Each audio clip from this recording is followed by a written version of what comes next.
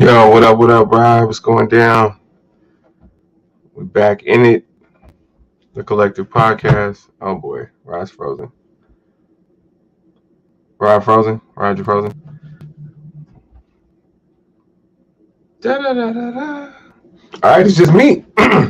Welcome to the Collective Podcast, episode 55. We are doing our thing. Rodney's got some technical difficulties, and we're in the mix. So I guess I'll just get right to it. It's been a long time. I shouldn't have left you without a podcast to step two. Think of how many weeks shows you slept through. Time's up. I'm sorry I kept you. Boom. What's up? What's up? This is the Collective Podcast, episode 55. Rodney was just on, but like I said, he's having technical difficulties. So he will be right back. I can't pass the mic to anyone right now, so I just got to talk through a couple things. We're going to talk about the Final Four. We're going to talk about the Elite Eight, Sweet 16, Elite Eight, Final Four on the men's side and the women's side. We have the Final Four starting today on the men's side. We had the Final Four begin last night or yesterday, depending upon what part of the country you live in. On the women's side, and we'll talk about the results of those two Final Four games, and then we'll get into it. What's up, Dietrich Ellis? Good morning, sir. Were you working football yesterday, brother? Definitely good to see people back in the mix. We had to deviate from our normal.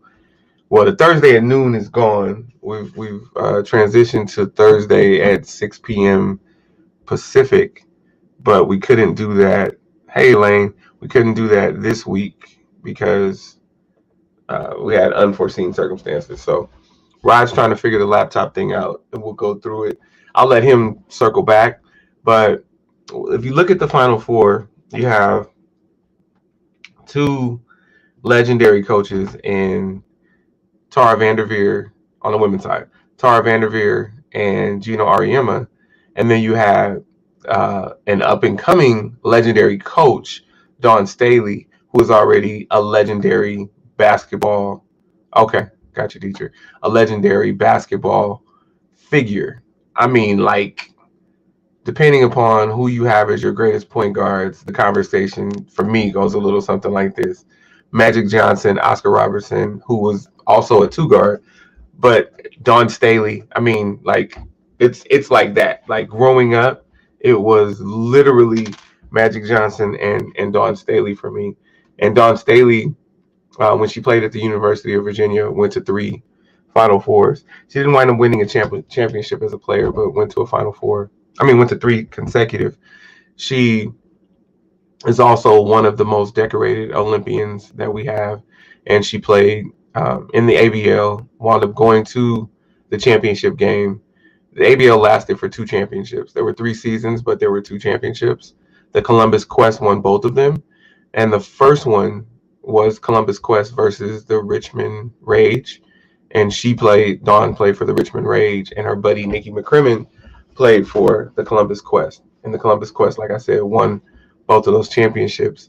The Long Beach Stingrays went to the championship the second year, and like I said, lost to the Columbus Quest.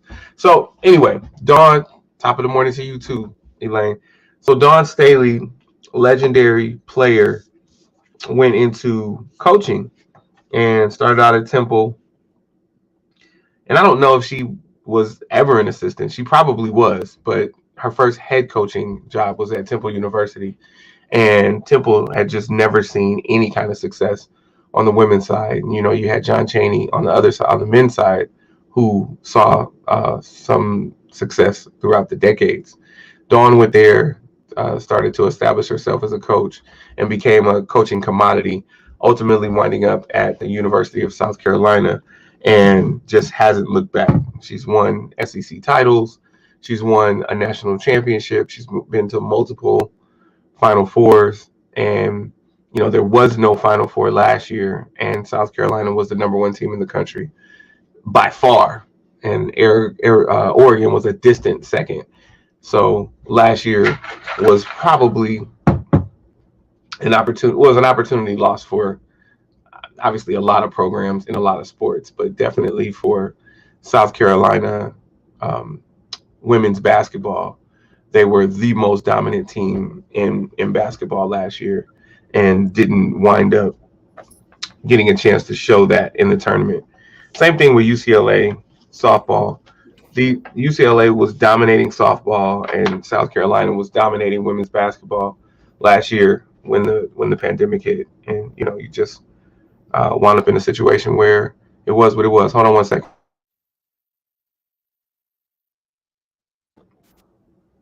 So, what's up, Rod? Just talking to the people. Is this the other laptop? This is the other laptop. My goodness, let me tell you about this camera that you have on this other laptop. Boy, you might want to use that one from now on. You doing all right with that one. Boy, look at Rodney. We can see. Look at that man. Y'all never saw 110 look so good, right?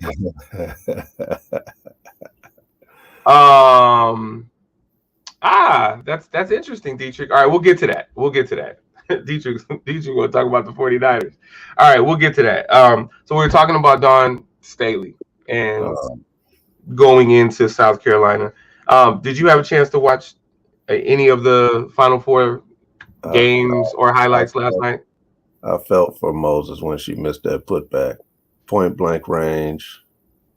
She immediately started crying. I almost started crying with her. Okay, so I guess that's a yes, people. Rodney did watch. I haven't given results yet. I was literally only talking about Dawn. So what Rod is talking about is the first game, which was number 1 overall Stanford and number 1 seed versus number 1 seed South Carolina. And what we had was an interesting game down the stretch. And if I'll let Rod talk about anything that he saw. I didn't necessarily see anything, but maybe Rod can speak about what he saw. Maybe you the fans can chime in and talk about what you saw. Yeah. In both of those games down the stretch.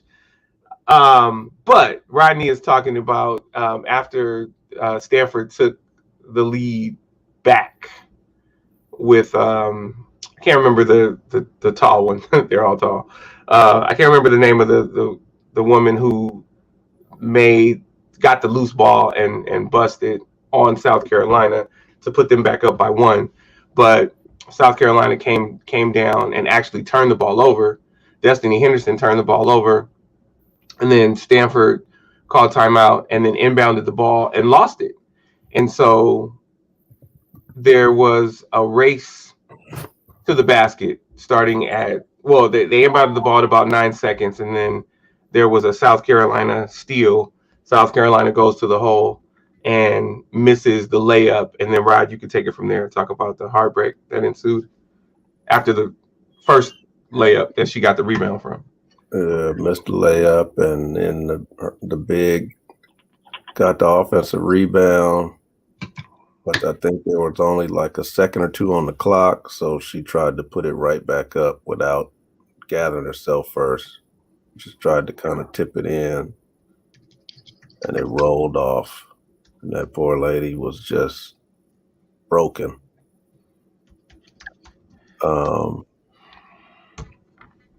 But prior to that, I guess you want me to talk about the occurrences prior to that.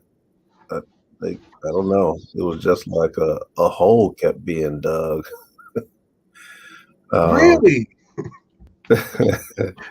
What's up, James Montgomery? Go ahead, Rod. Talk to him. That missed kickball hurt a lot because they scored. Now tell us about what a kickball. What do you mean, Rod? What are you talking about? And I thought that was a bigger gripe than what people were talking about with the Baylor UConn game. Like, this was a flagrant kickball. She literally just tried to say she actually kicked it. Oh, she booted it. Oh man. So Rod, you're saying it was missed. So which team kicked the ball? Stanford, which would have given South Carolina the ball back down 3, and that happened with 32 seconds left, somewhere around there,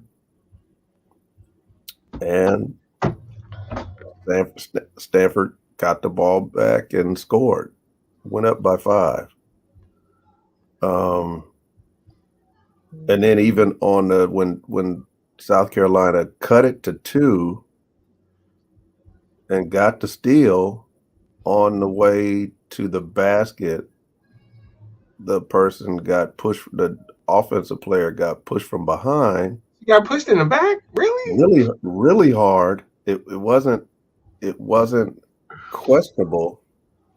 And there was, to the point of she stumbled. There was no whistle? There was no whistle. Oh, boy. And I thought those 2 plays were much worse than what I saw everybody yapping about in the Baylor-UConn game. So, Arizona-UConn, you better give Adia Barnes her respect. Or are you talking about last week? No, I'm talking about the Baylor-UConn. Oh, my bad. Okay, there was some great last night. End of the game. What happened with Baylor-UConn? Offensive player dribbled the shot clock all the way down, got a high screen, went to the basket, got met by 2 or 3 bigs, and then tried to jump backwards and throw some Hail Mary shot up, and everyone complained that she got fouled. I'm not mad at them not blowing a whistle. From the officials, the official had the right angle on the play, so she got straight line. She readjusted. She saw the play. She had no whistle. That's just one of those things. But prior to that, Baylor's best defensive player, the defensive player of the year in the NCAA, was injured, and Buchers went crazy. She hit 3 straight threes to cut it to 1, and then they eventually took the lead. Okay. So Kayla was asking Rod if you saw UConn Arizona last night. I only heard it on the radio because I was driving. But so Kayla, he only heard it on the radio. She was asking about the 5th foul on Kristen Williams. I heard. Hold on, Munchie. I'm waiting for Rod to respond. I didn't see it live, but I could hear. And what did you hear? What did you hear? I just heard that she got a Big East foul. Oh my God. Okay. All right. Well. Yeah. Okay. I was just checking, man. I don't know anything. I'm just yeah. And I'm not a UConn fan, but I am a fan of fair. And oh boy. I need you to go back and look at that Kristen Williams 5th foul for Kayla and let her know what you think. So, yeah. There we go. Elaine's talking about it. She called it a ghost foul. Elaine, tell us what you mean. What is a ghost foul? Kayla, they're talking about it now. We'll get some more information shortly. Ghost foul. So they reviewed the play, Rodney, to make sure that they called the foul on the proper player. Kristen Williams, number 13, UConn. Drive to the basket. Kristen Williams is the trail defender. Probably got a fingernail on the basketball. The foul is confirmed on number 13, Kristen Williams.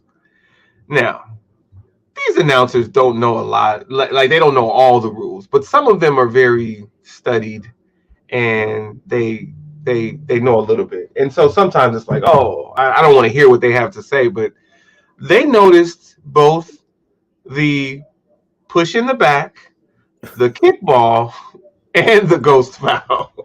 So it's really interesting that they might have gotten those right. I don't know women's basketball rules. I really don't. But Kayla was telling me that those announcers are probably right. Oh, Elaine's telling us that the ghost still prevailed. That was tough. And then just so Krista Williams is just sitting on the bench for the rest of like crunch time. And like it's one of those, ref, I didn't touch him. Ref, I didn't touch her.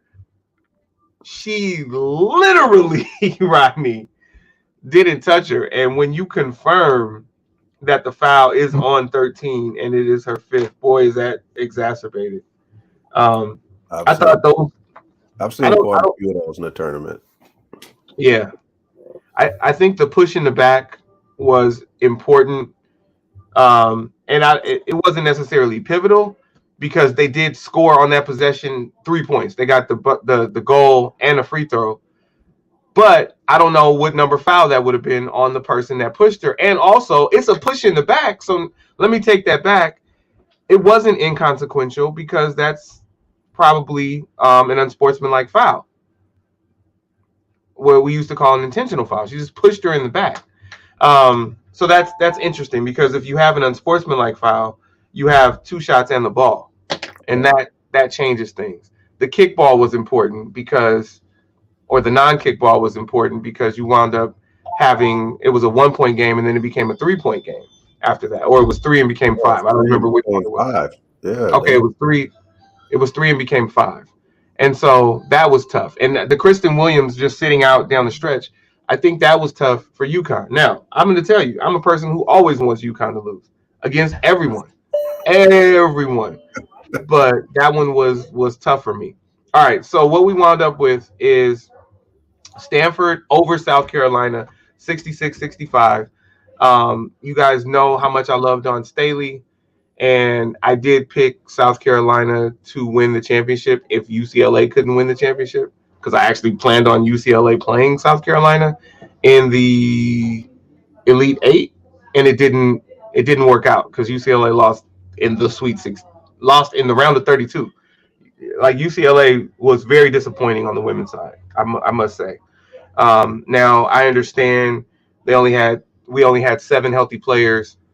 So we were probably just tired, but boy, that was really, really, really embarrassing to go down in the second round as a 3 seed. After arguing that we should have been a 2 seed because we went to the Pac-12 championship game against Stanford and lost. I think it was a big loss, like 75-55. So I had South Carolina to go, but I'm someone who always pulls for Stanford just because that was the first Pac-10 school. Like before I got to UCLA, I liked Stanford. I liked Tennessee and I liked Stanford. Like those are the programs that I liked before I got to UCLA. And obviously I fell in love with UCLA once I got there. Shout out to Jimmy Mack. I fell in love with UCLA once we'll get to that, Jimmy. Jimmy said it wasn't embarrassing. And Texas was tough, and you have Vic Schaefer. Vic Schaefer, who used to coach Mississippi State, tough coach, won the national championship the year before South Carolina, and then also beat UConn the year that South Carolina won it. They beat UConn in the Final Four, so then South Carolina beat the crap out of them. He's now at Texas. What's up, Cobbs? He's now in Texas, so I get it. So embarrassing is a strong word. All right, that's fine. It wasn't embarrassing. It was disappointing. I think you'll go with that. Jimmy wants to talk about the officials. So let me go back to it, though. So we wind up in a situation where I pull for Stanford. I do. I didn't pull for them against South Carolina, but that was a game where I knew I couldn't lose. Kind of like if you're a Pac-12 fan and you had the USC Oregon game, you can't lose because you're going to have a Pac-12 team advance. I love the Stanford program and what Tara Vanderveer has done. And obviously, I love everything that Dawn Staley has done. So that one was tough for me, 66-65, but I love that Stanford is there. And then let's talk about Adia Barnes and the job that she's done. Amazing. I used to cover all of them. I covered Gino. I covered Adia Barnes. I covered Dawn Staley. Who am I missing? One, two, three. Oh, and I covered Stanford. Adia Barnes played for Arizona and played against Tara Vanderveer coached Stanford teams. I don't know if she played against the UConn in her career. I'm not sure about that. Um, but that was very those were very interesting times. And so to see Adia come back to her alma mater, there's a big push for that right now, right? Patrick Ewing at Georgetown, yay. Juwan Howard at Michigan, yay. And I'm sure there are others that I'm not thinking about right now. Oh, well, obviously Lorenzo Romar at Washington, but there are things that I'm not thinking about like right now. But Adia Barnes at Arizona is huge. And Adia Barnes was the heart and soul of those Arizona teams that existed when she was there, and they never could get over the hump. Like they gave Stanford fits, they absolutely gave UCLA fits, they gave SC fits, but they couldn't get over the hump. And so they get to the Final Four, and then they shut down the most storied program in women's basketball history. And boy, was it wonderful! Boy, was it wonderful! Shout out to the um, Arizona Wildcats. I think they actually are called the Lady Wildcats, but they say, what do they say? Bear down. That Something. yeah. This is an All Pac-12 final. I am so excited. Yeah, Ari McDonald is a beast. I want to say she's from Fresno, Fresno or Bakersfield. I think it's Fresno. It was wonderful. It was wonderful to watch. Yeah, you got it. And I'm so excited to see a Stanford Arizona final. Couldn't be happier. Couldn't be happier. Couldn't be happier. All right. Rod, I know you were listening to it on the radio, but what do you think of Stanford Arizona in the final?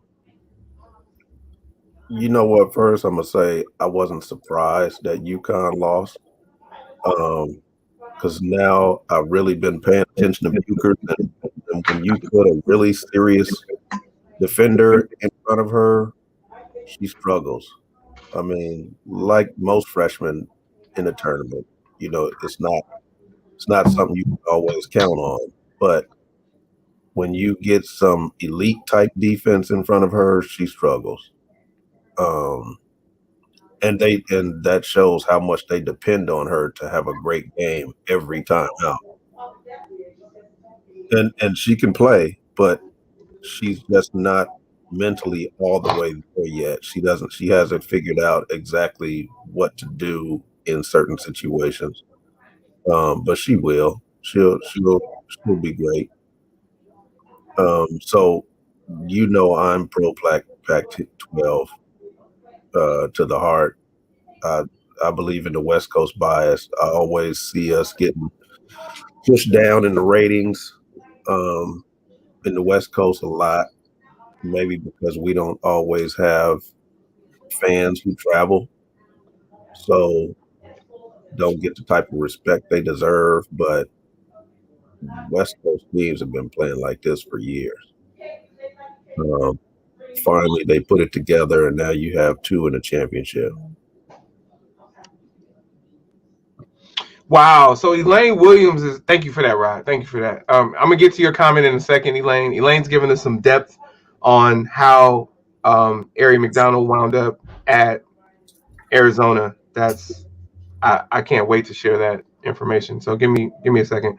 Um, so for me, obviously having gone to a Pac-10 school, which is now the Pac-12, and actually having had women's basketball as one of the sports that I covered as a sports writer, I got to know Tara a little bit, Tara Vanderveer. I got to know Adia a little bit.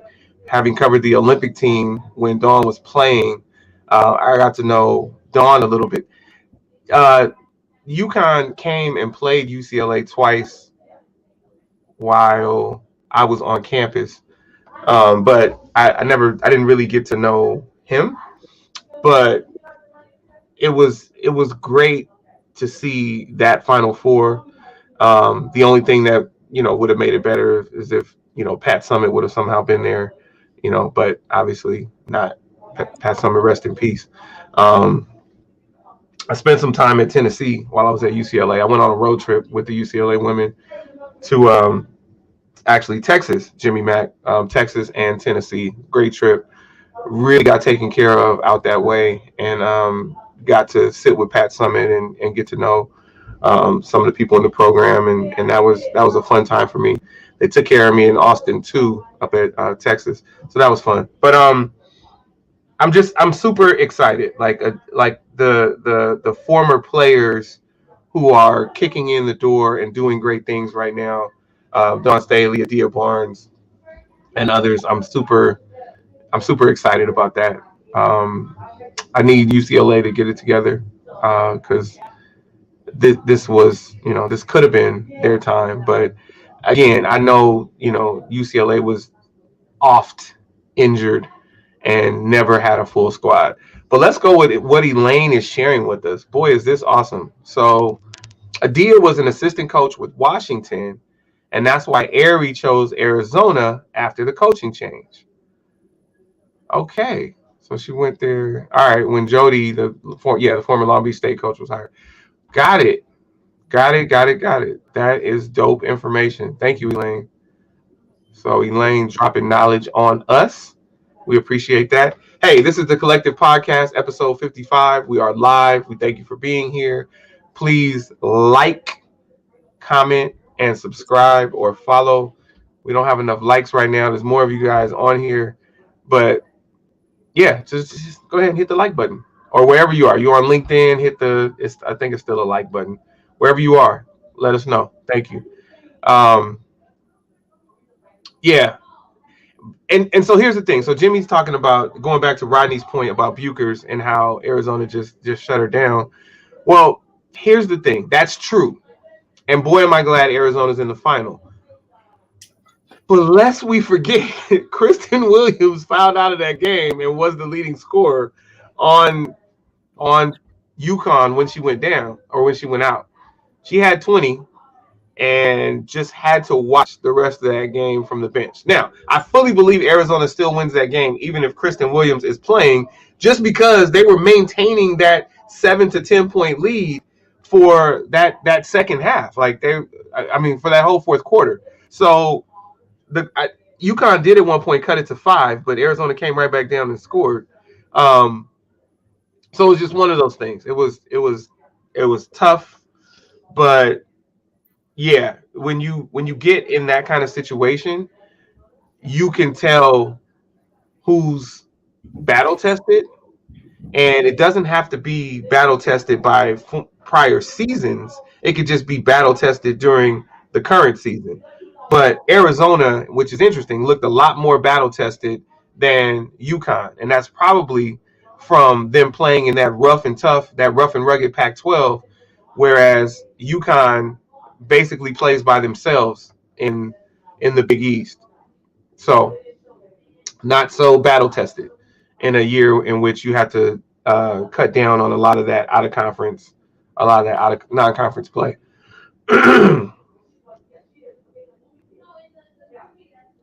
Well, Jimmy says that Williams is supposed to be UConn star, but she's feeling the pressure. Buchers is just playing ball. So fair enough. But what Kayla, my daughter, and Elaine and Rodney pointed out, not me, was that actually Rodney heard it on the radio. So it was Kayla and Elaine. They pointed out that there was a ghost foul. Some might call it a phantom foul, ghost foul, that put Kristen Williams out of the game. So she was probably unfairly out of the game. And I think that she was not succumbing to that pressure last night. Like, she was a leader last night. Yeah, she had 4 fouls, and I didn't see all 4 of them, so I don't know if the 4 were, or Rodney didn't tell me if he liked the first 4. Kayla and Elaine didn't tell me. They just told me they didn't like the 5th one. So that's a tough way to go. But predictions. Does Stanford is the number 1 overall seed, so by all accounts they should be there. Arizona should not be there by all accounts. Does Arizona continue the upset run, or does Stanford finally hold serve for what has it been, like 30 years for the first? No, it's not 30 years. Maybe what is it, 20? Was it 90? 90. Was that last one 90? Who you have, Rod? I gotta see when Stanford won last. I think it was 90.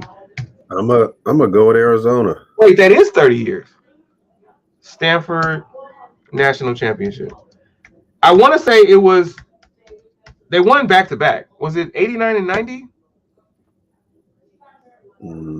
Could have been. Not sure. That sounds right. Because I know it was before I got to UCLA.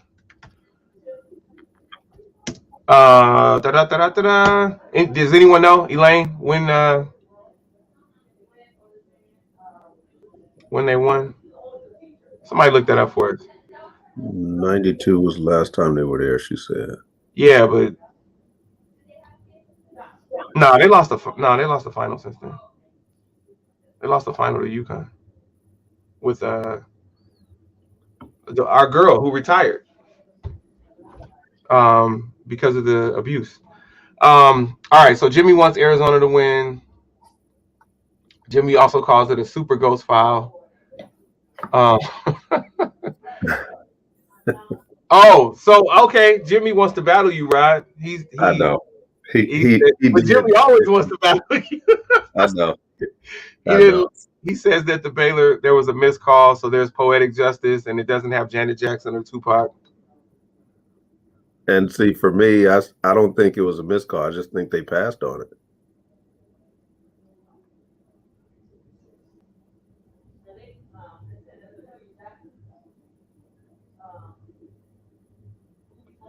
UConn plays in the Big East, and before then the American.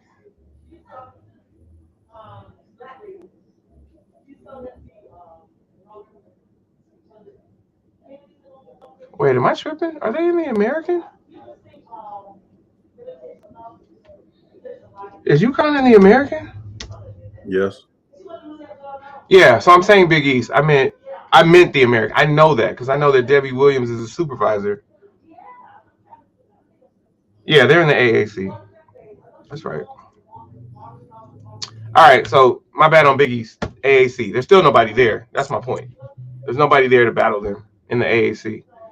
Okay, 90. So it wasn't back to back. It was 90 and 92. All right, cool. Thank you, Jimmy. Thank you, Elaine, for finding that. Rodney feels Arizona will win. Jimmy wants Arizona to win. Oh, Jimmy had it written down. Checking his notes. The missed call was on a former Stanford player, says Elaine. And then Jimmy tells us Stanford won in 90 and 92. So they sandwiched around my graduation year from high school, which is 91. But then I didn't go to UCLA until 92.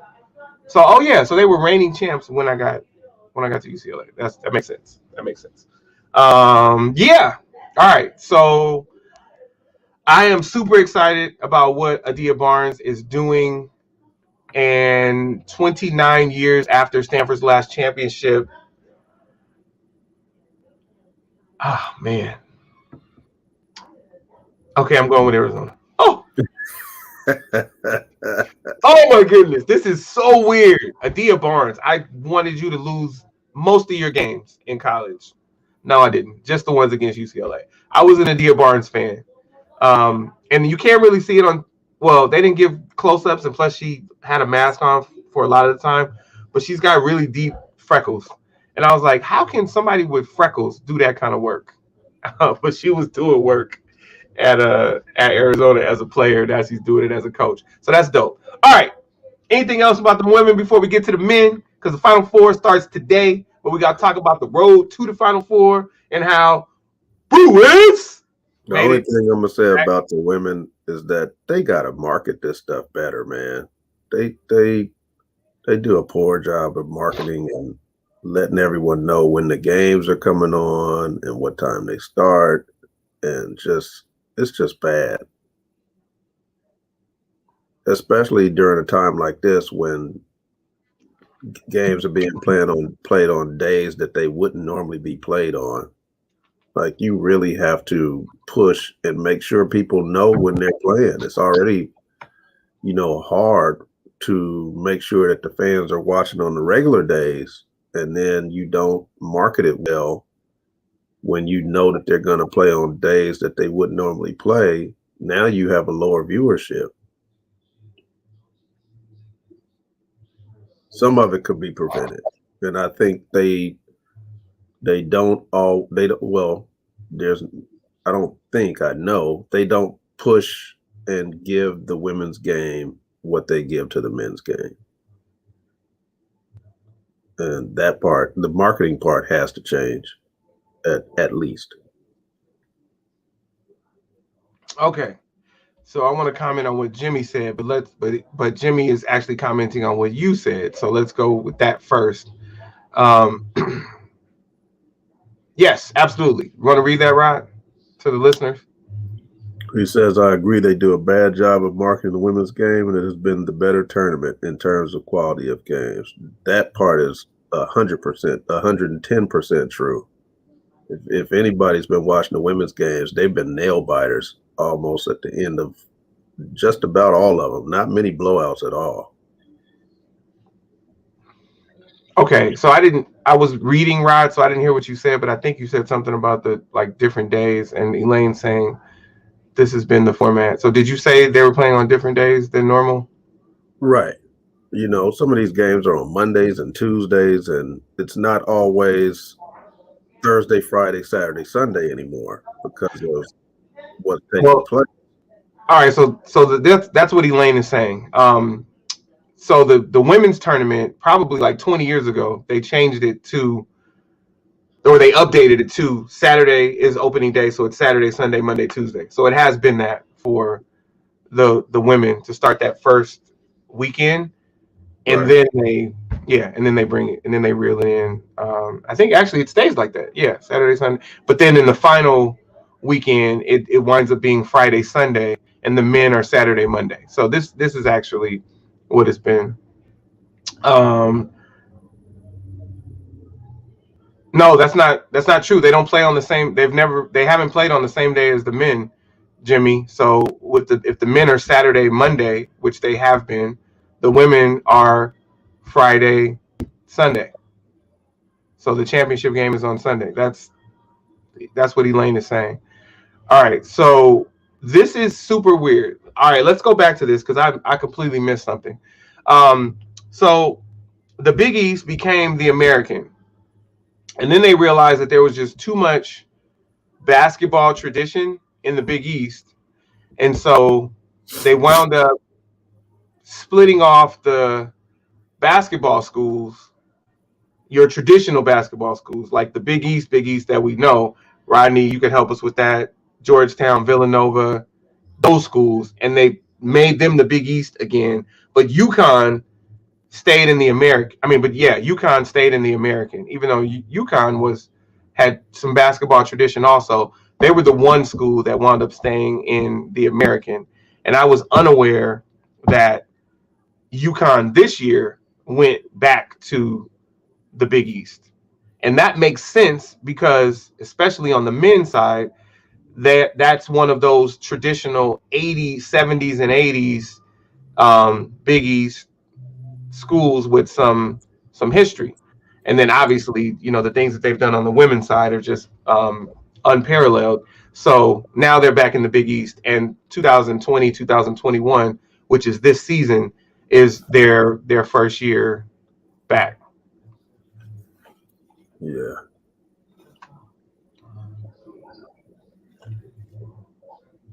Women's, like, all right, I don't. So are you saying that? So you're saying that the Final Four was on Sunday and the championship was on Tuesday? Because I need you to show me that, because I would argue that the women always play their championship game before the men because they want the men to be the finale. So it winds up being Sunday women, Monday men. Um, So this is interesting. Elaine's talking about allowing top seeds to host games. So you think that was a mistake, Elaine? So the original, I'm not gonna say original, but let's go back to, like, let's say late '90s when UCLA was last in the Final Four.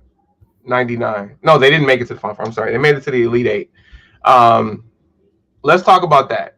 That format was the top four seeds in every region would be the hosts of their regional tournament.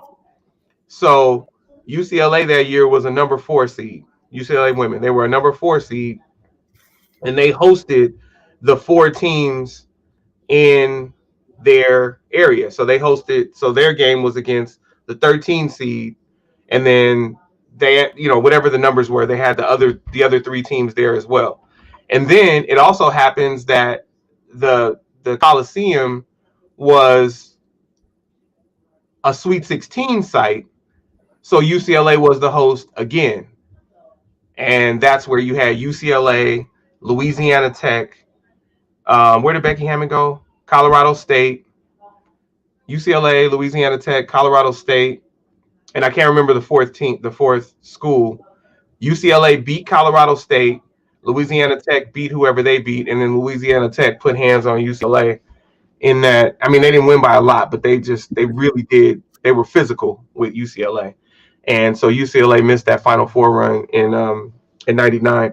But I like that. I like the higher seed being that regional host, and then having those other teams, having those other schools come in. So Elaine didn't like it. She said that it was a failed experiment. Um, yeah. So Elaine's also saying the American Athletic Conference was weak. So the big idea was when Florida State. Well, let's start with Miami and Florida State. Virginia Tech. I'm losing it here. When Miami left the Big East, it the football fell off in the Big East. And it was like, okay, this is just a basketball conference again. When Miami went to the ACC.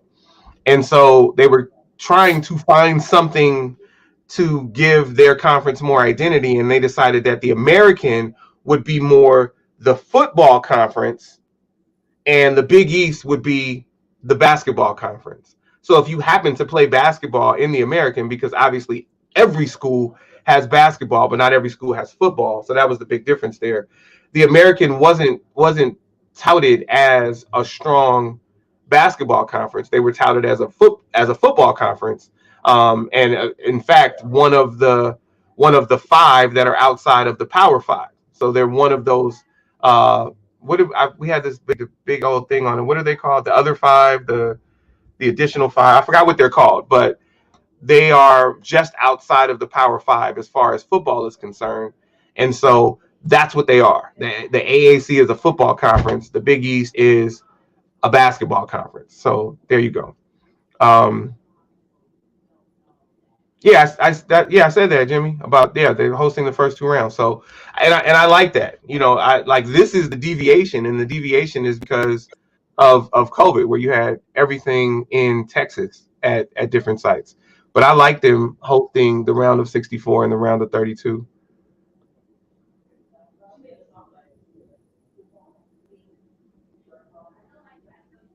They went a bit further. I, all right, you gotta. Okay, so help us understand what you're saying, Elaine, because they have been doing the first two rounds. My dad is trying to get on, but he's having issues. I can't click him in. Um, so they've been hosting, and I don't know when they started, but as long as I can remember, you have the top four seeds hosting the first two games, unless there's some kind of issue at their site, and then it would be like the next highest seed that would the next high, like if you're the four seed and you have, who would you have? You have four versus 13. you would have 512, whoever else you would have in there. You're hosting unless there's some kind of issue with your site, then they would have somebody else host those other three teams. But yeah, you would play Oregon State at Oregon State if they are a 2 or 3 seed. The teams that were in UCLA's pool had to play UCLA at UCLA because they were a top 4 seed. So you don't like it, and you're a lot closer to it than me because you're the mother of someone who actually played, at Oregon State when I guess it was Long Beach State at Oregon State. But I like it. I think it helped the game. I'm all about. I started covering women's sports at UCLA because I wanted the women athletes to have more of a voice. I wanted women's sports to get more exposure. So I think that when they went to that format, it was so that people could, so that you had, first of all, less sites involved, but then also you could have a built-in fan base, if you will. Like if it's at Oregon State, then yeah, it's maybe unfair because Oregon State's fans are going to be there for the Oregon State game, but they're also going to be there for the other game or the other 2 games. And then if Oregon State gets knocked out, those people have bought the tickets. They're still going to show up to the game. So it was to get more people in the stands and have more people watching. And so it's debatable, but I like the format. I would like to see them continue with that. And even and they would they can call the region whatever they want. Like UCLA was hosting, but yeah, I don't even know if they were in the West that year, but they hosted. Yeah, they were in the West because we went to the sports arena. I said the Coliseum. But sometimes you could be hosting and you be in the South region because it just matters where you are. Like this year, the UCLA was not in the West. They would have been hosting, but they weren't the West.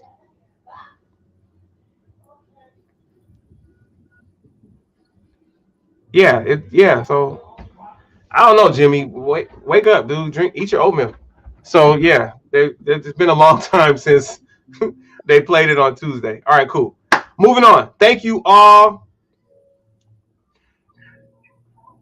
You like this? Yeah, I got you. Yeah, they had neutral sites like the men, but I think they did it to have more fans in the stands and more eyes on the sites. So you have, not a neutral site. So and you want to get people there, right? Because you don't want to have video of a lot of empty seats. So I thought it was good for women's basketball. All right.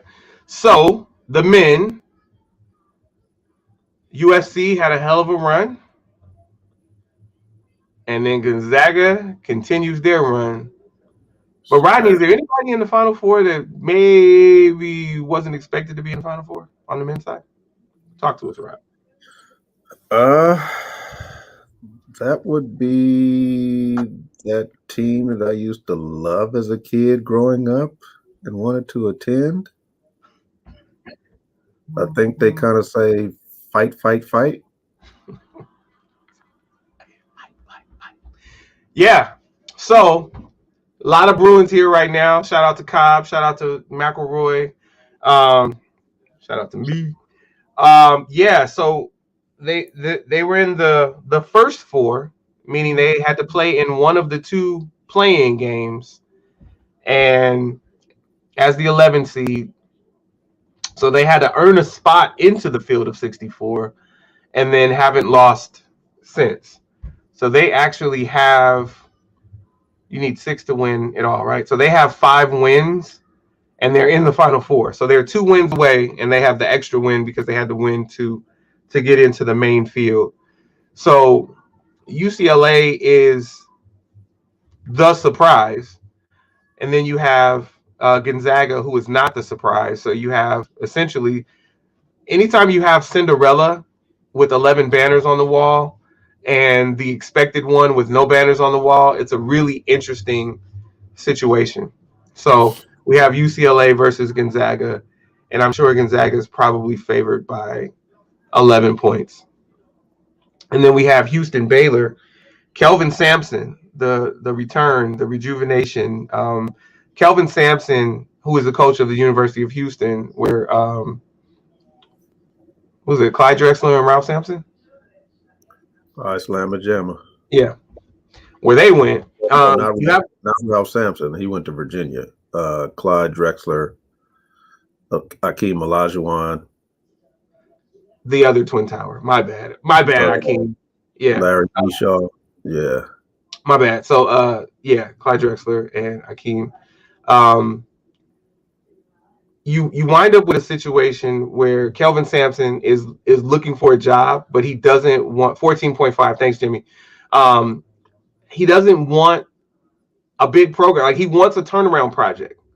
He wants to like be able to just settle in and either rebuild or build. And when we talk about, Rodney's heyday in the, late 70s, early 80s, when the University of Houston was doing things, it's been a long time. It's been a long time since then. And here we are with Kelvin Sampson, not only providing or leading them to a great regular season, not only leading them to a 2 seed, but leading them to the Final Four. And of course, Baylor was expected to be there. Um, what are your thoughts on not only the Houston Baylor matchup, Rod, but what are your thoughts on? Well, hold on. Give me your thoughts on Kelvin Sampson, and then we're going to go back to UCLA because Elaine dropped a comment in. I'm glad to see Kelvin Sampson back at the top where he had been before. There were little clouds around him at a couple of stops he had after he left Oklahoma. Well, leaving Oklahoma. And I always thought he was a good coach. I didn't think he was a type of person who did underhanded things to get an advantage. So I'm glad to see him back out there, fresh start in Houston, and he has them, one step away from the show. All right. So let's talk about this. I know that Rod will have some thoughts. Jimmy always has some thoughts. But you know what? Before we go to that, let's go back to Jimmy. I'm sorry. This is a comment from earlier that we didn't get on. Rodney, tell us what Jimmy is saying. It's his favorite topic.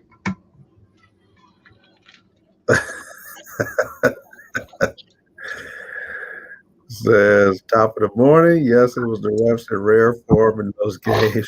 It would have been her fifth foul at that point. So it's Kayla, Rodney, Elaine, and Jimmy that have talked about the officiating from the Final Four on Friday, April 2nd. Moving on. All right. So Jimmy, I'm going to hold your comment on Sampson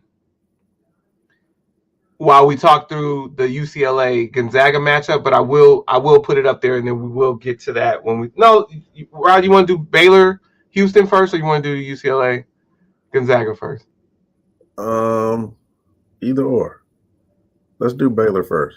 Okay, so we'll come back to UCLA. So Elaine, we'll come back to your comment about what'll be crucial. Jimmy is saying that Sampson got fired for extra texting of recruits while at Indiana. Clearly, he didn't have an iPhone. They didn't have iPhones. They didn't use iMessage. iMessage is encrypted. Can't track it. So they're talking about extra texting. They were clearly all on Androids. Talk about it.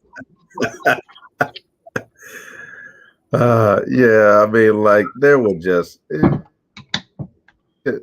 nothing serious that he was, getting all this heat for. Because if you think about it, Calipari has had much more severe allegations around him, and he still he's kept his job at Memphis the whole time. And until he's ready to leave. He doesn't leave a job until he's ready to leave. So that's the difference. If you got to be fair.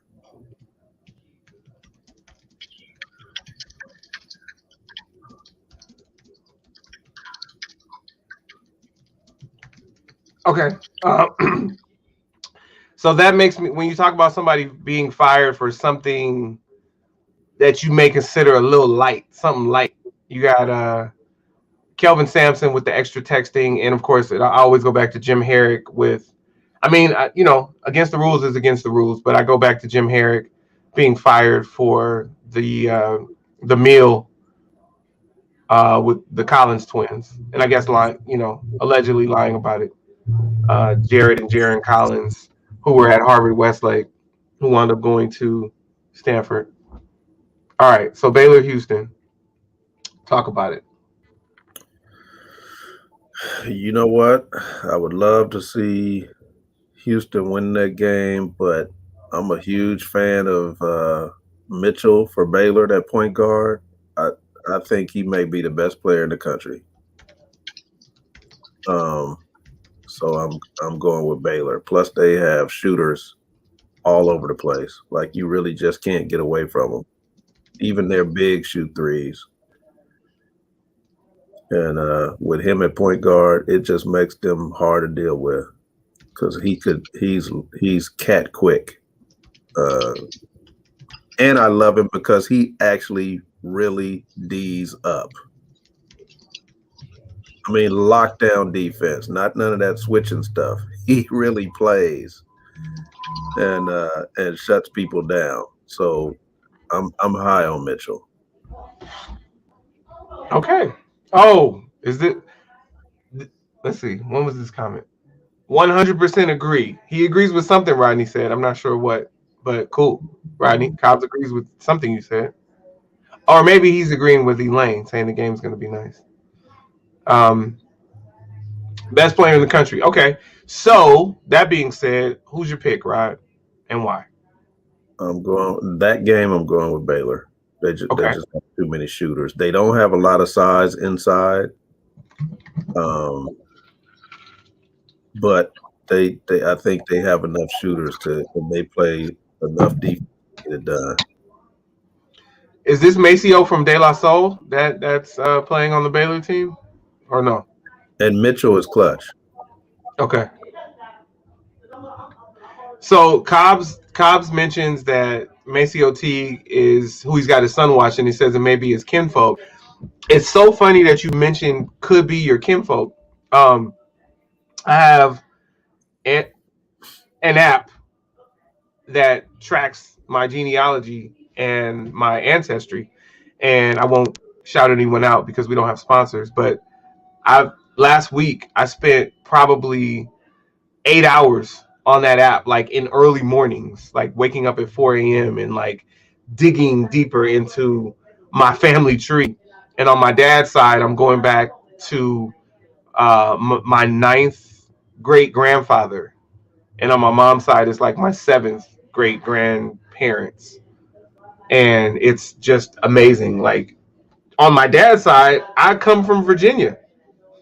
I never knew. That's crazy to me. I only knew, Los Angeles. Now my mom's side, I knew that it was Louisiana. Um, yeah. So, yep. And Jimmy was saying that he agrees with that his 100% was agreeing with Elaine. Thank you for that, Cobbs. Yeah. So here's the thing. This is an interesting response from Jimmy. Jimmy says Baylor has a better chance of beating the Zags than Houston does, so I'm going with Baylor. This is not okay. So what I'm not asking for is a bracket pick. I'm asking, not who's got the best shot of beating Gonzaga. And so you're saying clearly UCLA has no chance because you didn't just overlook them. We ain't even got to that topic yet. But not a bracket pick. Just in this game, who do you have? Do you have Baylor? Do you have Houston? Independent, like say this is the championship, Baylor Houston final game. Jimmy, who do you have?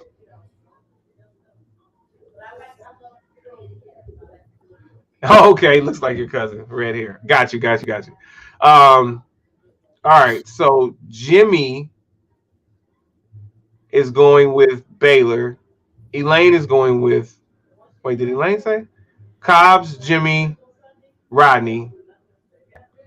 Okay, you got Baylor no matter what. Okay, there you go. So he's got Baylor. Bam. Who you got, Elaine? Dietrich, you still on here? Guess who I have? I don't care, but since you all have Baylor, I'm gonna go with Houston. Just for kicks. Go Kelvin Sampson. But I don't care. I don't care. I want to see good basketball. I'm super excited. It's weird. Let me tell you. Normally in the Final Four on the men's side, I have no stake in what's happening at the Final Four because UCLA hasn't been there in quite some time. UCLA is actually there this time. So, of course, I got UCLA to win it all. And I don't care who comes out of Baylor Houston because UCLA is going to put their foot on that neck. I don't care. All right, so you all have Baylor. Yeah, I'm going to go with Houston. They're going to, yeah, Phi Slamma Jammer returns today. And, of course, I have UCLA. All right, boom. All right, let's go to UCLA and somebody. Who they playing? Somebody from the West Coast Conference. Somebody from the West Coast. All right. So Elaine says the first 5 minutes are going to be crucial for UCLA versus Gonzaga. What say you kinfolk who believe that this game will either be a good game or not be a good game? Yes, uphill battle, Jimmy. Okay. What you have seen, before we get into it, what you have seen is for the first time, Dietrich Ellis is speechless, y'all. Dietrich Ellis is speechless. Mark this in your journal. Dietrich Ellis is speechless. You want to go like this, Rod, or like this? Don't matter. All right, go like this. All right, so, and don't think I forgot about your 49ers question. We will go back to that, Dietrich. But here's the thing. Uphill battle, Jimmy. I agree. But what's more of an uphill battle than having to win the first 5 game? I mean, first 5. The first 4 game. And then winning the subsequent 4 games. Like, they've only been favored in 1 game. So I think it's all been an uphill battle. And when you talk about battle tested, and when you talk about that Pac-12 with some parity, you talk about these big tournament wins, and you talk about UCLA winning in different ways. They've probably won 5 different ways in these 5 games. You talk about winning in overtime. You talk about winning in overtime multiple times, winning in regulation, and you talk about history. I don't think Gonzaga is flappable at all. I don't think Gonzaga is going to be intimidated by the tradition of UCLA. But I don't think UCLA is going to be intimidated by the talent of Gonzaga. So I've got UCLA. What say you, Rod? You know what? I got to go with UCLA just because. But seriously, nobody's giving them a chance, which is why this could be a really good game for them. The only reason in the beginning of the tournament I picked Gonzaga is because of their depth, really. Mm-hmm. And I'm a conspiracy theorist at times who just think it's time. Like it's just if there was a time for Gonzaga to win, it would be this year. So that's pretty much why I picked them from the beginning. But UCLA, Cronin does a really good job. And when he first got the job, I was like, man, who is this dude? Like they just pulled somebody out of Ralph's supermarket and told him to be a coach. I didn't know anything about Cronin, and I had to kind of look at the team a little bit and see how they operate because, the last few years I was bashing UCLA. And I'm like, who are these kids that they're even signing? I don't know, like the past 2 or 3 years, in the first time in my life, I didn't know who any of the kids were. Like, I don't follow AAU like that. And I'm like, where are they getting these kids from? They can't be around LA much, or if they are, they're not high-rated players, which is not like UCLA, not to get the highest rated LA players. So where are they getting these kids from? But once I kind of looked at the team and saw the way he runs his offense and saw the way they play defense, and you got bigs taking charges and the guards getting after it on the defensive end, I'm like, all right, they want to play for him. So that's always a plus. Your kids have to want to play for you when you're coaching. If they don't, and they're not trying to just put it all on the line, you don't have a shot in hell. But that's why I think UCLA does have a chance, because they really like playing for him.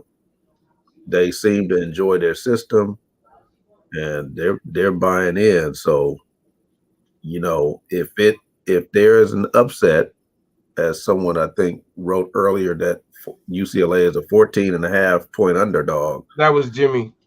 Yeah, that somebody could get rich today.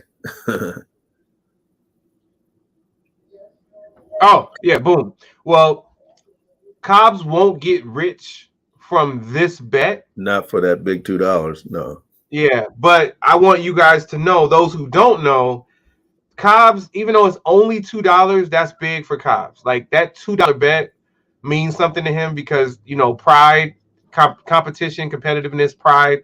There's something, and I don't mean prideful like the sin, but I mean just, he's got pride. So he's not just throwing that $2 bet on just anyone. Good morning, Munchie. Daddy's recording right now. I'll come get you in a minute, okay? Okay. Love you. Hey, Kayla's awake. All right, so don't sleep on Anthony Cobb's $2 bet.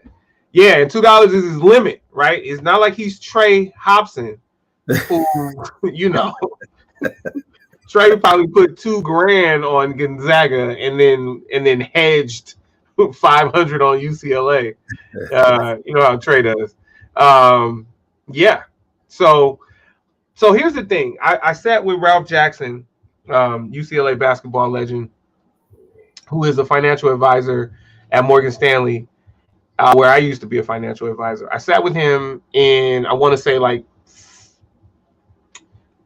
February, no, probably June of 2019. We went to lunch and we talked about the state of the program, and we talked about how the basketball alumni had a lot of meetings to talk about the people that they were potentially choosing, and then they had meetings like once Cronin was chosen, and they were hoping that Cronin cared about the tradition and didn't necessarily feel that Alford did, and things remain to be seen. One of the blaring misses in any coaching staff is a coaching staff that doesn't include Tyus Edney, but they were cautiously optimistic about what might happen, and to see UCLA back in the Final Four when some could argue you can't even argue it. They barely got into the tournament because they went into the tournament on a 4-game losing streak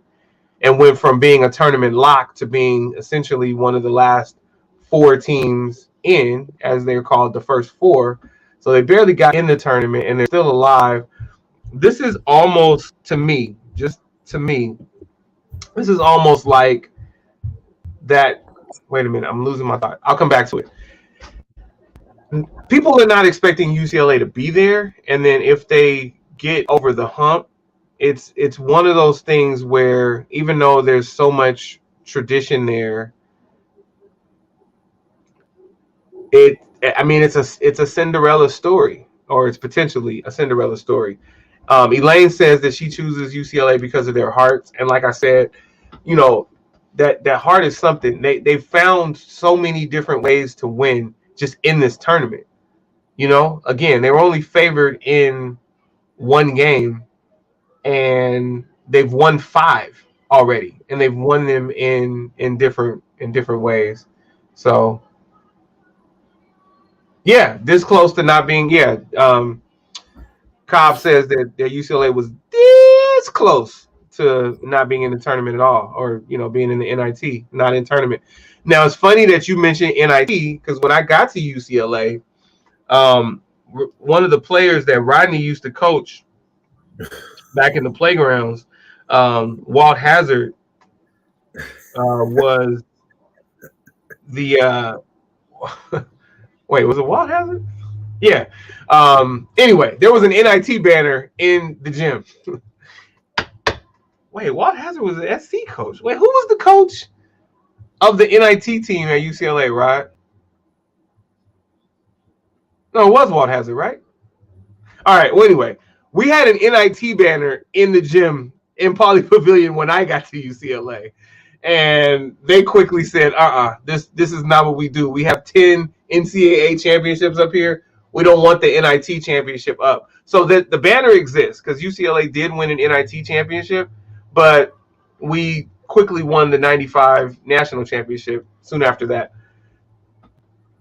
Play hypotheticals with me real quick.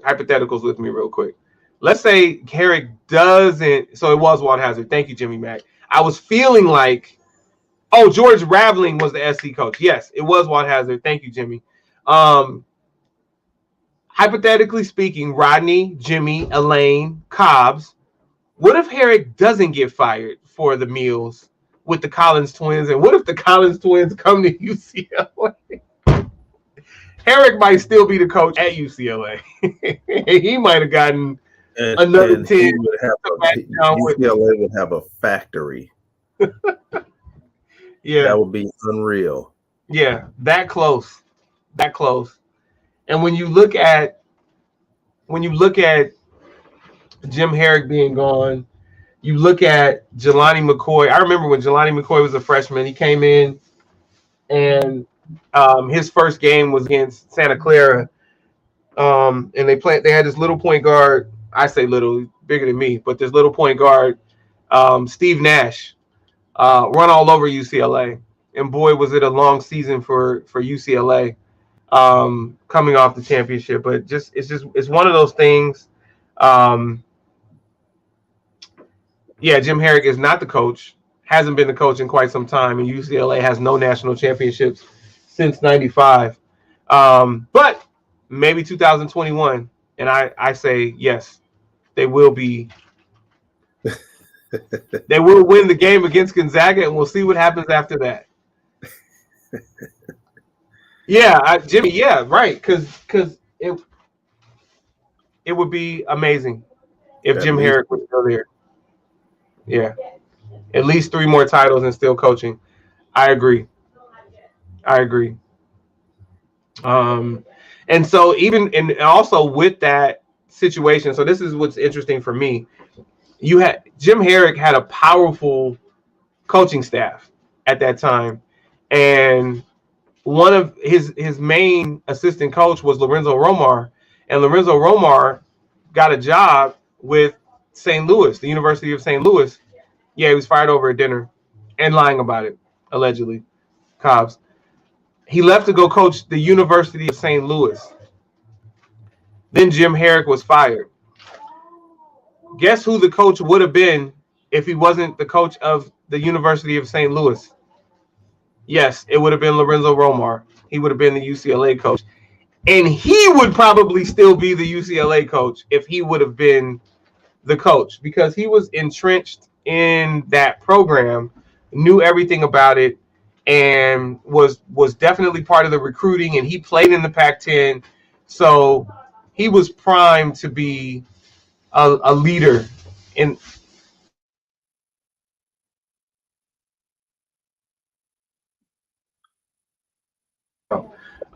He was primed to do some really good things. And now he wound up at his alma mater at Washington, did Romar, but I didn't want Herrick to be fired, but once he was, I thought it was a raw deal that Romar was already gone. And I guess you can't do a thing like be like, yo, thanks, but no thanks, St. Louis. So it happened how it happened. Lavin's a good guy. Lavin never got over the hump, but guys played hard for him. And he became a coach. He didn't go into it as a coach, but he became a coach. So Cobbs asks, whose name sounds older? Walt Hazard, George Raveling, or Rodney. And here's the thing: it's definitely Rodney because he's got like 7 different pronunciations of the last name. Is it Rodney Saucier? Is it Rodney Saucier? Is it Rodney Saucier? I guess it's just those 3. But I say the proof is in the sauce. Rodney Saucier sounds older than all those other monikers. What say you, people? Yeah. Rodney agrees. Rodney forgot the question because he's old. So the answer is Rodney. Damn. Yeah, Jim Herrick. Yeah, Jim Herrick was cool. So pop quiz. Where did Jim Herrick go when he left UCLA? And who did he coach? I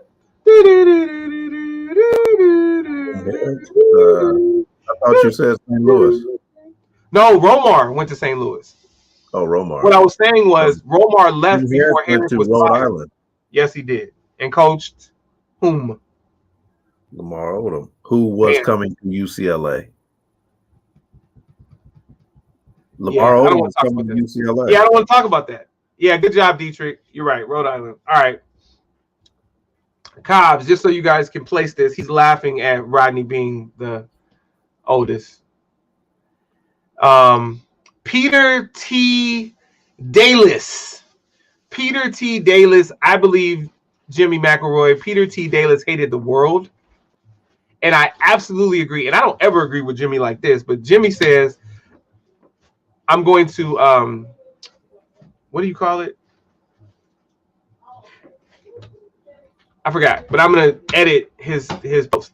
Peter T. Dalis hated Jim Herrick. He just needed an excuse. Herrick went to Rhode Island.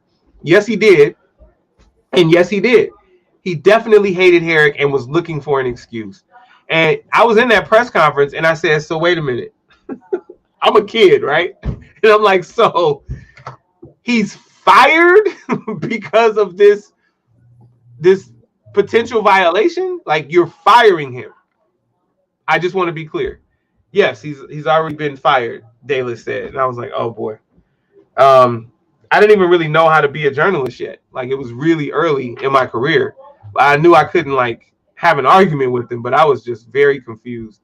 And it just seemed like not a whole lot. Yeah, Jimmy, I was looking for Lamar Odom. But yeah, Tyson Wheeler and Catino Mobley. The answer I was looking for is the one he gave, Lamar Odom. I got something for you, Bruins, and for Rodney. Who's your favorite USC player of all time? And it could be for any reason. It doesn't have to be the best, because mine is not the best. But my favorite, well, my second favorite. My favorite is my friend, Bert Harris, just because he's my friend. We grew up together. But outside of Bert, my favorite is Stace Bozeman. And it was just because Stace was a blood or is a blood, and he would let you know on the court. He wore low top Air Force Ones with red fat laces. I'm talking about on the men's side. With red fat laces, and was always very true to who he was. Who is it for you guys on the men's side? On the women's side, it's absolutely Cheryl Miller. And then my friend, Jessica Cheeks. And then after Jessica, it would be Carlene Thompson. Harold Miner. Okay. Robert Pack. What about you, Rod? Undoubtedly for the men, Gus Williams. I was a diehard Gus Williams fan. That's somebody you coached? I'm just asking. Probably. All right, go ahead. Gus Williams. And on the women's side, wow. I like a few. I love, of course, Cheryl Miller is obvious, but Tina Thompson.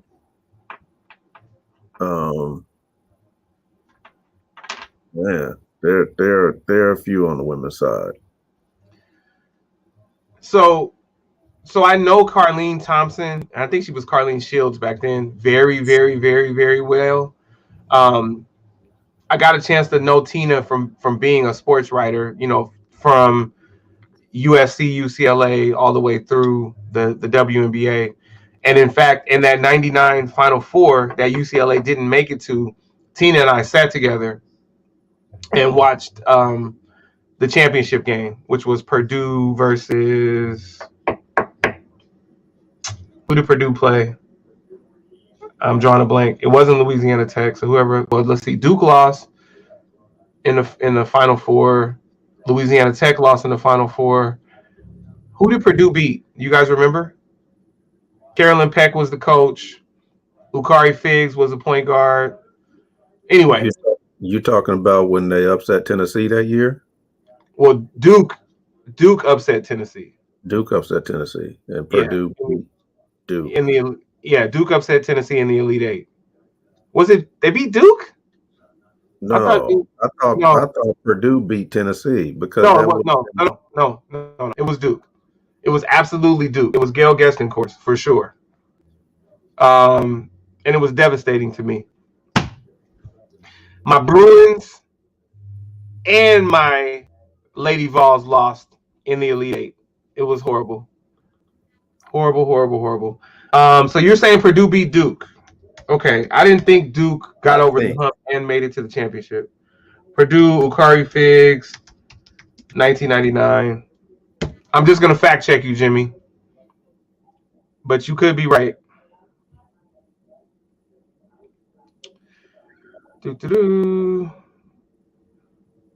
Somebody tell me for sure who they beat. DeMar DeRozan. Okay.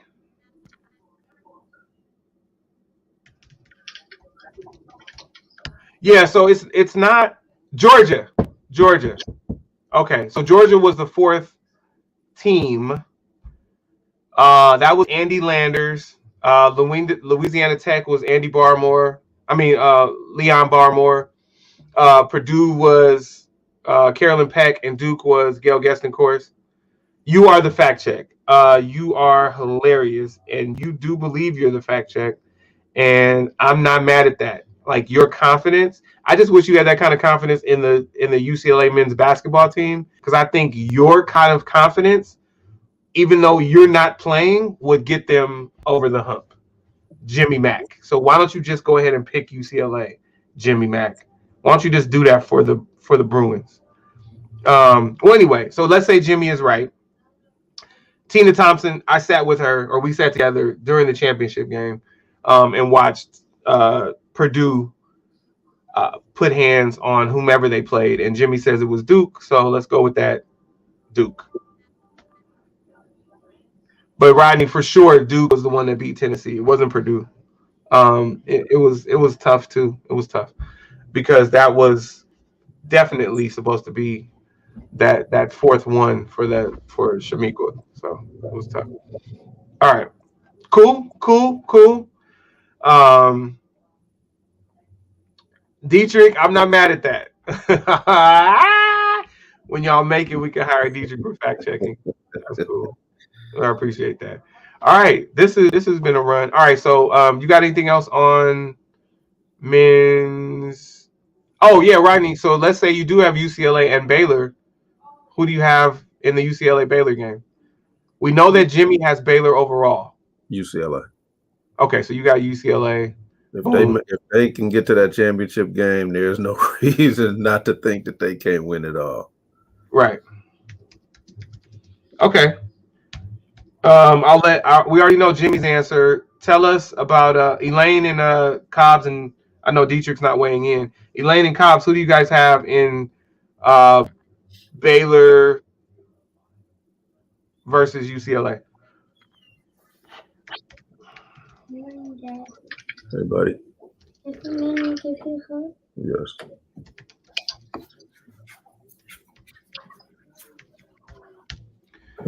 Hi. Good morning. Oh, okay. You did a women's Final Four show, so you definitely know it was Duke. All right. Good job, brother. So I want to say once Tennessee was knocked out, Georgia was favored in that Final Four, and because it definitely wasn't Louisiana Tech. I wish I could remember who the other team was. in the Sweet 16 in the West region. It was UCLA, Louisiana Tech, Colorado State, and whoever Louisiana Tech beat. But I cannot remember. I can't remember. And that wouldn't be on your Final Four show, I guess, Jimmy. All right, so Elaine has Baylor. Cobbs, you still there? Who do you have in Baylor versus UCLA? 99, Sweet 16, women's basketball. Becky Hammond was on that Colorado State team. 99. Give me my 99 bracket. So anyway, I didn't finish my thoughts. So Tina Thompson is who I was closest to, but yeah, so actually it is Tina. So Tina's my favorite on the women's side. Carlene Shields will be second. You can argue who the greatest is. I'll go with Cheryl Miller, but Tina Thompson was my favorite. And then I didn't have anything against Lisa. We weren't, we just never had any interactions. Well, we did, but I don't know. I was just close to Tina. Let's just leave it at that.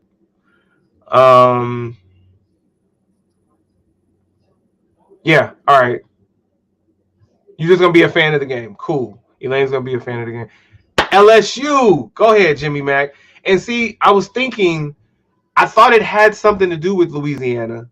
I just couldn't. LSU wasn't coming to mind. So yeah. So those were the four teams at the sports arena: UCLA, Louisiana Tech, LSU, and Colorado State. Well, here's the thing, Elaine. I wanted the Sparks to win while they were winning 4 championships. So I wasn't a fan of Cynthia Cooper when she was in Houston. She did great things. But as far as her at SC, remember, I wasn't saying like who's the best. I was saying who my favorites are. Stace Bozeman is far from the best USC basketball player, but he was just my favorite just because I felt like he was real every time he stepped on the court. And I don't know, it was something that resonated with me because I was covering USC at the time that he was there. He was a local product.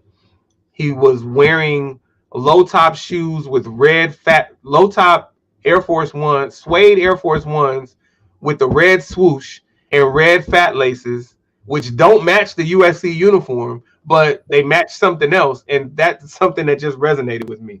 But Bert Harris Jr. is my guy. We grew up playing basketball. Me, Bert, Trey, Toby, Moose. So 3 of the 5 made it big, right? Trey and I didn't in basketball, but the other 3 did. So, yeah, so Bert's my guy, and I like Stace. Yeah, Cynthia wasn't one of my favorites. I mean, I didn't, I hated SC. So if you look at pre me going to college, which was in 92, I really just pulled for Tennessee and Stanford. So I wasn't really paying attention to what SC was doing. I wasn't paying a lot of attention to college basketball in general. I was more so paying attention to pro sports and college football. I knew a little bit about college basketball, and I didn't know a lot about women's college basketball. But like Dawn Staley stood out to me because she was a point guard, and I was like, oh, I've heard of the University of Virginia. Ralph Sampson went there. That whole thing. So I wasn't a fan of really anyone at SC back in the day. But yeah, I'm a lot younger than Roddy Lane, but I'm sure Rod appreciates you saying just a little younger. Rod's got me by 100 years. I like Paula McGee for other reasons. You better leave. Now, is she JaVale's mom or JaVale's aunt? Aunt. Okay, so Pam McGee is his mom. Yeah. Okay. So you like Paula McGee. Paul. You like the Paulas. Paula McGee and Paula Patton? Paula McGee. I had a fetish for tall ones back in the day. Way back in the day. Love you, baby. But way back in the day.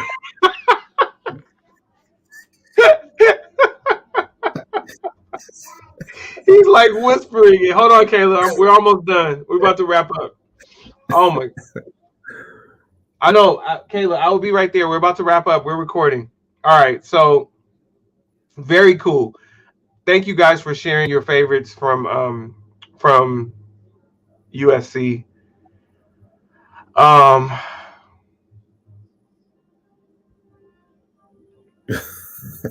So that's interesting. I don't agree, and it's not just because Jimmy said it. Oh, we got Keith chiming in, and I know he's chiming in on the Paula Patton thing. He's not chiming in on the Jerry curls. Yeah, they were. You better leave those Jerry curls alone. They look good back in the day. Man, they won them championships. All right, so we've got. Did we pick the women? Yeah, we did. We did. Yes. And so I've got UCLA. Rod's got UCLA. Elaine's just gonna watch. But if she were a betting woman like Trey is a betting man, she had Baylor. We know that Jimmy has Baylor. I think Cobbs is going to. Well, Kareem didn't have a curl. Let's keep it real. Kareem Abdul-Jabbar, Lou Alcindor never had a curl. What? Are we getting ready to have a Jerry curl poll? Wow, this is a Jerry curl off. That is funny. And while we're watching Snowfall, so we got a couple Jerry curls in there. Oh man! All right, juices and berries. All right, so that's fun, man. All right, so listen. So let's go back to Dietrich's question. Not trying to change the topic, but I never heard your opinion on the 49ers trade and who you want with that pick. My man, Justin Fields is who I want. Love the trade. Want the pick, Justin Fields. All this other nonsense about the Alabama quarterback is nonsense. If they draft the Alabama quarterback, I'm looking for a team. I'm confused. I'm looking for a team. And y'all know this is lifetime for me. Through all the ups and downs, through all the questionable ideas, through all the not outwardly supporting Colin Kaepernick, whether he opted out of his contract or not. Like I think they have it right now with Shanahan and Lynch, I've agreed with their transactions. So I believe it's going to be Justin Fields. But boy, that's who I want. That is it, and that is all. Dietrich, love it. That's who I want. What about you, since you're the other 49er fan on here? All right, we'll go back to Paula Patton in a second. Cobbs, you're welcome, Elaine. Snowfall, shout out. Dietrich might not still be here. Anyway, I answered Dietrich's question. Justin Fields. What do you think, Rod? You know what? What do you think about the 49ers moving up and then Philly moving back up? Not Philly. Miami. Moving back to 12 and then moving back up to 6 or 7, whatever it was. I don't know what Miami is doing. They're having head scratchers just second to my Raiders. I don't know what's going on. So you don't like it for them. What about the first trade? What about, because they don't need to draft a quarterback. So move back to 12. Tua didn't look good to me. So, they're going all in on him, I guess, but he did not look good to me. You at least want to see your rookie show something. He didn't show anything, not in my opinion. So I don't know what they're doing, but the 49ers, they've seemed to have had a good game plan under what's his name? What's the general manager's name? Lynch, John Lynch. Oh, you're yes, and in San Francisco, yes. Yeah. So he seems to be on he seems to know what he's doing so far. So I don't doubt his trade. Okay. Okay. Of course, Jimmy's got a great take. All right. So Dietrich answers. Dietrich says Fields, Wilson, or Lance. Cool. Um, Dietrich says not Jones, and I already said Jones. And then here's what Cobbs did. Let me tell you what Cobbs hit us with. 49ers are going to take Matt Jones. Who? Matt Jones. Good job. I caught that, Cobbs. Matt Jones. No, we're not going to take Matt Jones out of Bama. You would like that, wouldn't you, Philly? Wouldn't you, Philly? No, sir. I would not take Bama players unless they were on defense. Well, here you go. This Jimmy Mack, the antagonist, stop trading to make sure quarterbacks are getting paid. All right, I don't know what that means. You could clarify, but here's the thing. We need a quarterback or we need quarterback insurance because we're not convinced that Jimmy Garoppolo is the answer. And even if he is the answer, now we've got even more leverage when we draft Justin Fields.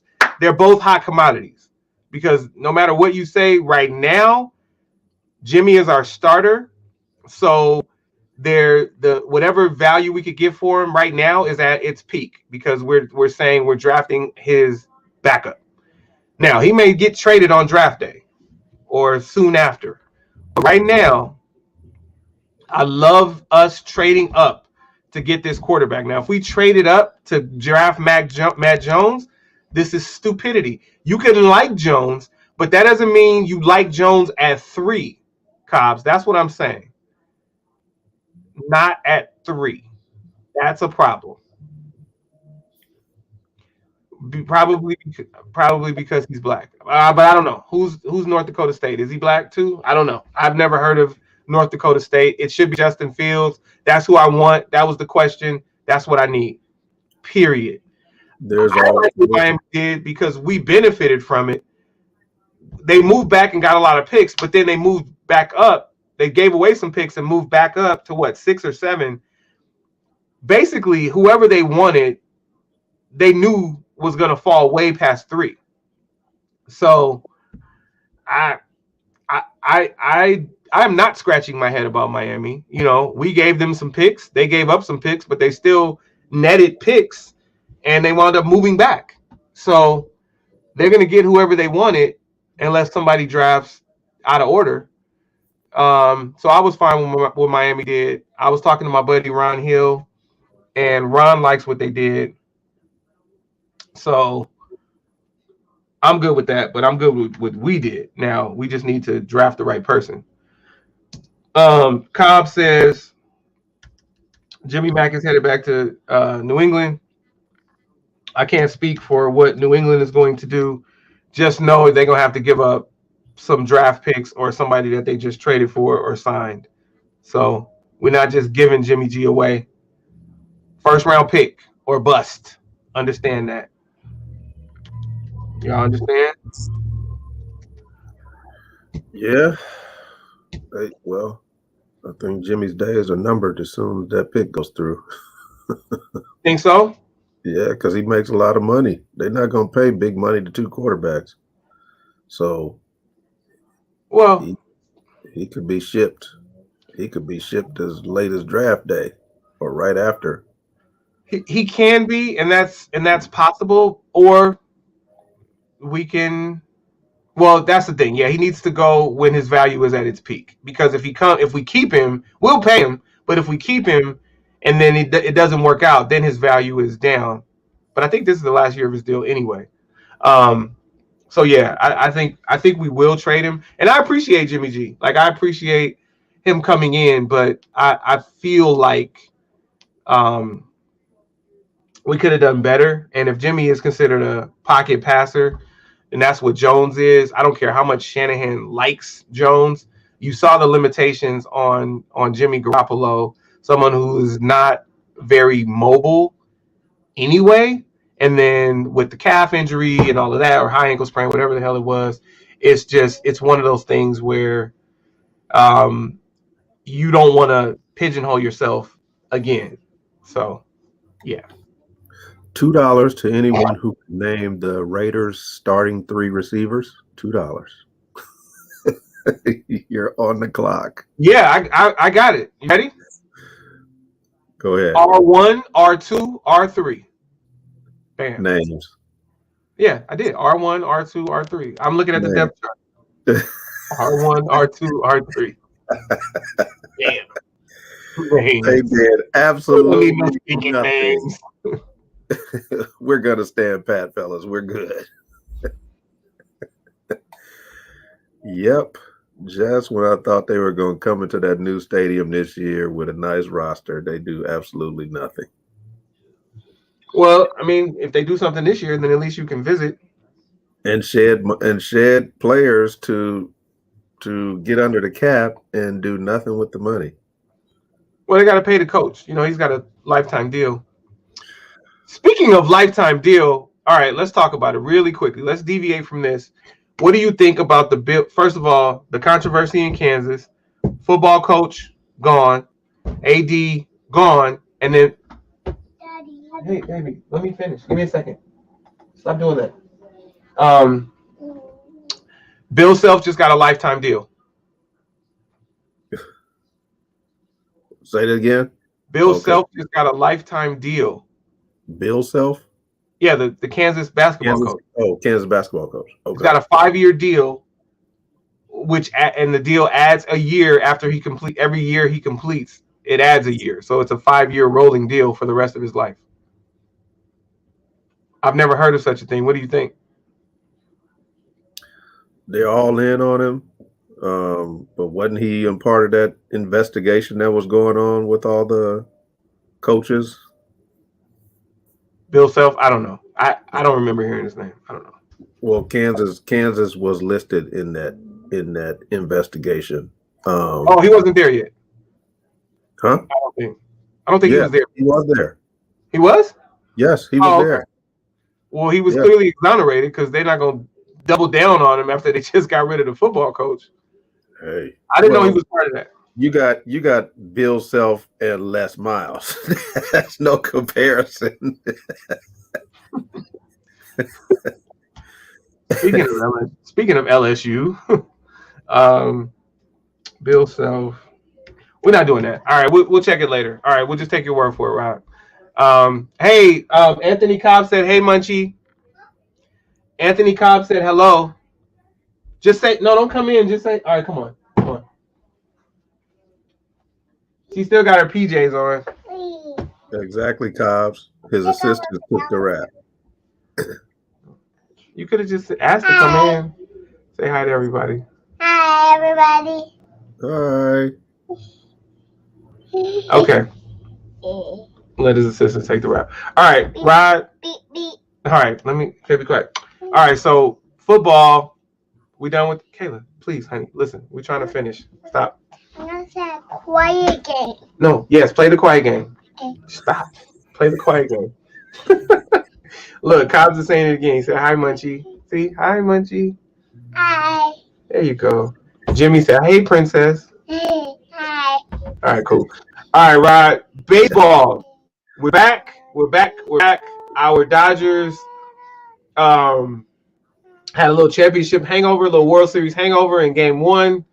My mellow Mookie left 7 on base on opening day.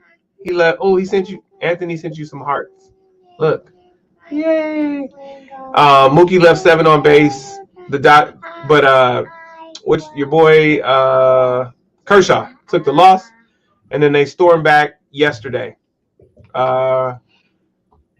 Do we feel good about the Dodgers doing it again this year? Yes. Okay. Yes. I like the short answer. You're right. There's nothing else even to add to that. Yes. Yes. If I didn't have Kayla in my hands, I would show you guys the picture of Mookie, but just believe he's there. I've already said his name. You guys know. This Mookie on mine. It's Mookie on our say. Mookie. Mookie. Yeah, bam. All right, cool. Dodgers. Dietrich said, "Good morning, young lady." Yeah, Kershaw gave up 10 hits. Yeah, they let him be the opening day starter just out of respect for his career, but well, but here's the other thing, right? Once you're the opening day starter, you're the ace. So the rotation is the rotation. So he's going to pitch in 5 days. I So know. you can't really alter that. But hey, shout out to Kershaw, shout out to the Dodgers, shout out to Dave Roberts, shout out to Mookie, shout out to David Price working out of the bullpen. Look at that selfless display of teamwork by David Price. He could really vie for the ace, but he's like, whatever you need out of the bullpen. Cool. All right, so go Dodgers. Still wondering if the Lakers will make the playoffs, but we can talk about that next week. I don't know that they will, so they can't win a championship if they don't make the playoffs. We'll see. I don't know if the Clippers are going to make the playoffs. That's what's actually funnier because they still have their team. All right. Right. They don't play. There you go. There you go. Dad, my hand is over here. So that's a good point. Jimmy says that they will change the rotation at some point. They have the depth to do it. They definitely do. So I guess they would just have to wait for some kind of travel day or something. But you're right. You're both right. Jimmy's right. Rodney's right. They did this out of respect for Kirk. Well, I don't know. I think he's on paper. He is the ace, but that may be just because of what he's done for the organization. I didn't watch any spring ball, so I don't know.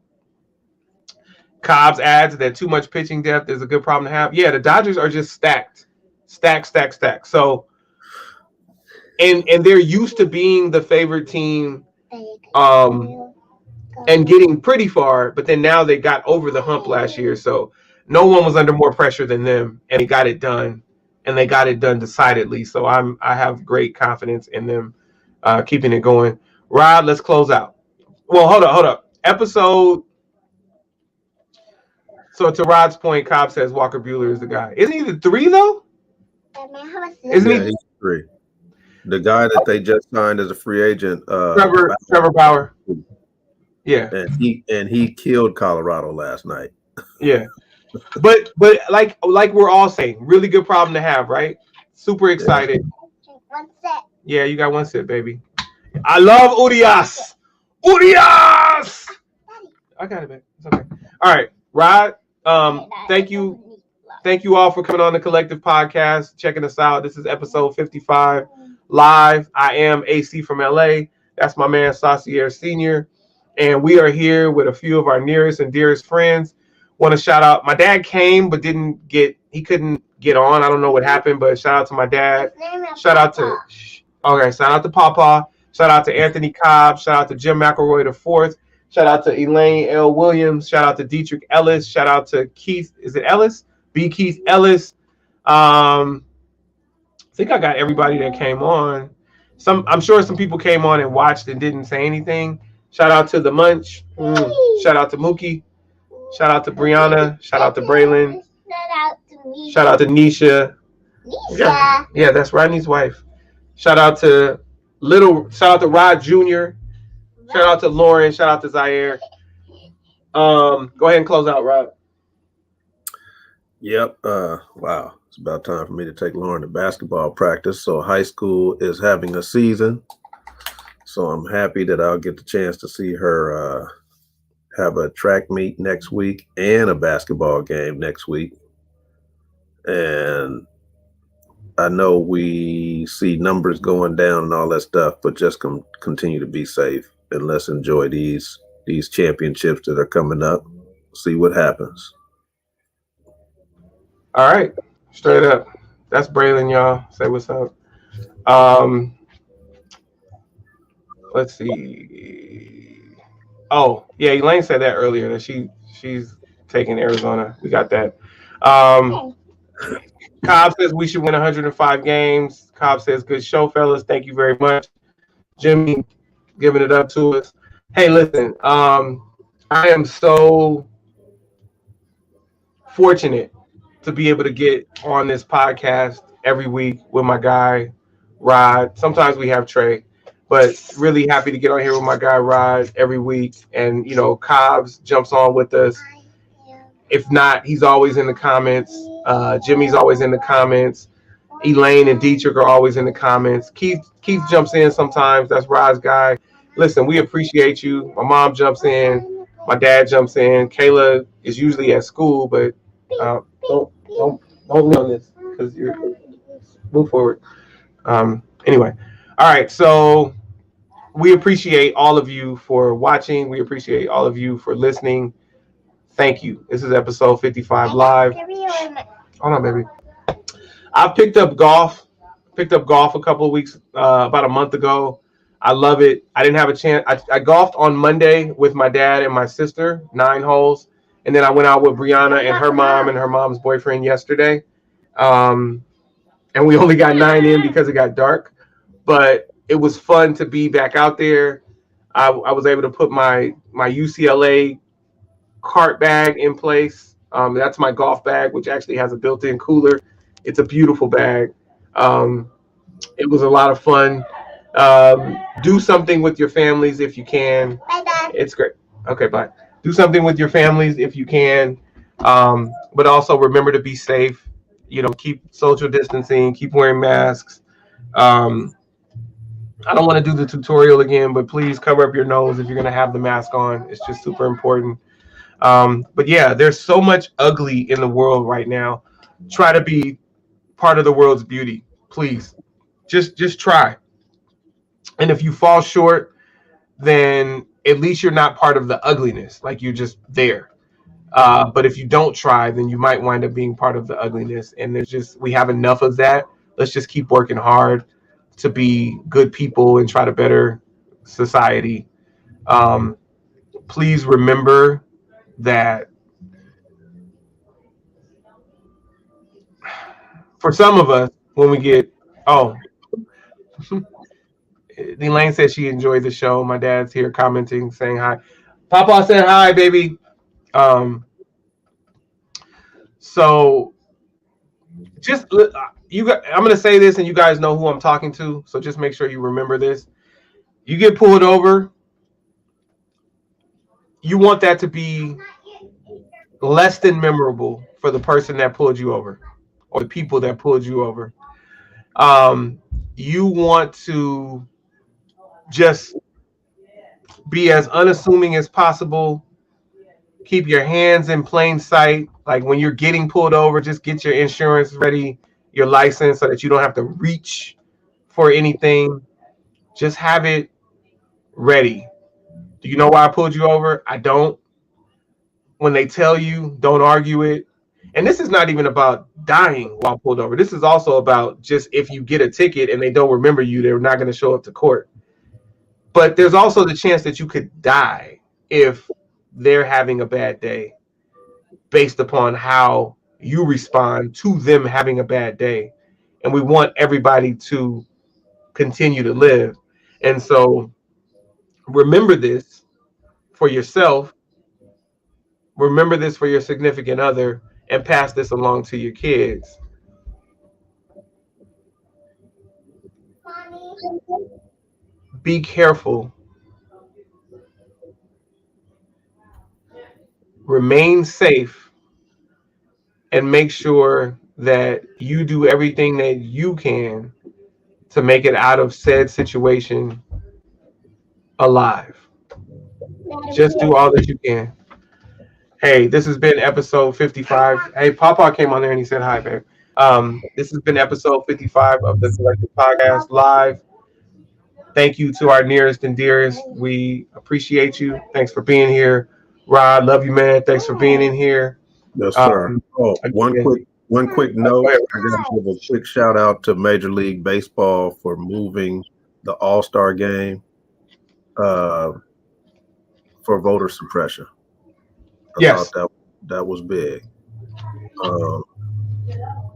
Just wanted to throw that out there. Is Mommy downstairs with her friend?